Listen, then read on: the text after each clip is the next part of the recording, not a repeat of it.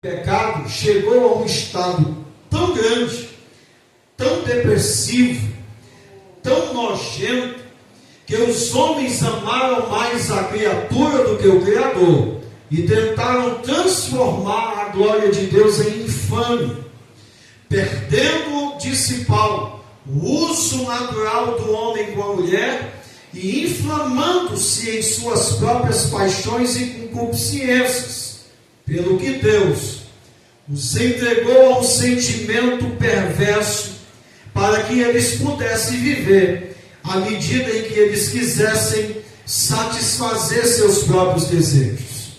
Todavia, no capítulo 2, Paulo deixa bem claro que Deus colocou dentro de todo ser humano uma lei chamada lei da consciência, que por mais que ele chegue a tentar dizer que nunca ouviu a pregação do Evangelho por algum salvo em Cristo, existe esta lei colocada dentro de todos os homens, por Deus, a lei da consciência, de que no dia do grande juízo final, um dos livros que serão abertos será o livro da consciência humana. Para isto, basta vermos a consciência daquilo que é certo e que é errado. Às vezes, as pessoas não precisam nem ler a Bíblia para saber que o que está fazendo é errado. Mas também não precisa ler a Bíblia para fazer certas coisas e saberem que o que estão fazendo são coisas certas. Isto é uma coisa que Deus colocou dentro de cada ser humano. E Paulo diz que todos aqueles que cometem as suas práticas jamais se tornarão excusáveis diante de Deus, porque diante de Deus ninguém se torna inocente diante das suas práticas pecaminosas. Porém, há uma segunda exceção que Paulo deixa bem claro na sua carta que escreve aos Romanos. Se Paulo tivesse parado na seção da malignidade do pecado, estaríamos todos sem esperança.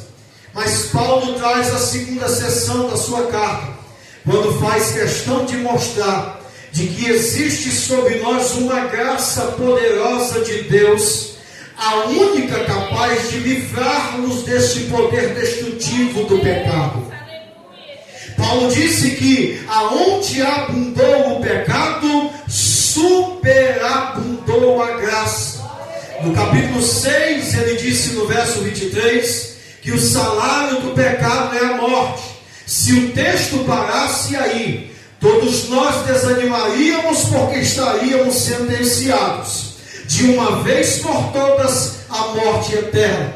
Mas Paulo faz questão de continuar e dizer: mas se o salário do pecado é a morte, existe um dom gratuito de Deus, que é a vida eterna em Cristo Jesus, o nosso Senhor. Bendito seja o seu nome para todos sempre. No capítulo 6, Paulo vai dizer que nós que encontramos a Cristo e que fomos encontrados por Ele, não podemos mais viver dando ocasiões à nossa natureza caída, a nossa natureza pecaminosa, porque nossa vida está morta para o pecado. E uma vez que mortos para o pecado, passamos a viver uma novidade de vida em Cristo Jesus, o nosso Senhor, na plena convicção de que Deus é quem reina pelo seu Espírito em nosso corpo. Porque Ele mesmo está dizendo, no versículo 22 do capítulo 6, mas agora, libertados do pecado e feitos servos de Deus, tendo o vosso fruto para a santificação e por fim a vida eterna, bendito seja o nome do Senhor. Receba. O capítulo 7, Paulo vai separar em pelo menos 3 perícopes ou 3 seções de versículos. O pastor e escritor John Stott vai dizer que Paulo, falando acerca do domínio da lei, no capítulo 7, ele faz pelo menos destaque de 3 grupos de pessoas que interpretavam sobre a lei de 3 maneiras distintas.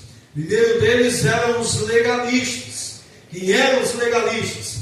Eram aqueles que observavam a lei de Deus, fazendo ou tentando obedecê-la por completo, para que pudesse ter vida em si mesmo.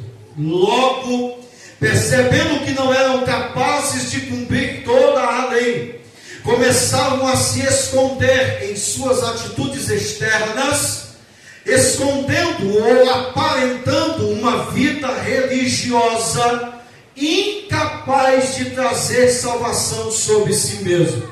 Por isso, no versículo 1 até o versículo de número 6, Paulo vai dizer que, fazendo uma analogia, uma comparação, nos versículos 2 e 3 de um casamento, Paulo vai dizer que o homem ou a mulher está ligada ao marido pela lei enquanto está vivo. Morto o marido, ela estará livre para contrair um novo matrimônio.